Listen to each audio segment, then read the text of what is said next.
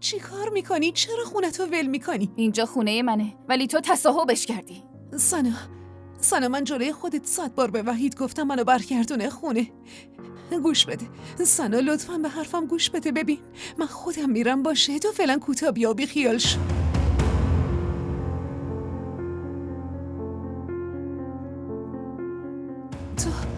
تو چرا اینجوری وایسادی؟ مانع شو لطفاً. من نمیتونم مانع بی احترامی و زبون درازیش بشم زن داداش. اگه میخواد بره خب میتونه بره. سنا خواهش میکنم این کارو نکن سنا. این وقت شب تنهایی چطوری میخوایی بری؟ به من اعتماد کن سنا، قول میدم فردا صبح که بشه از اینجا چرا میرم. فردا؟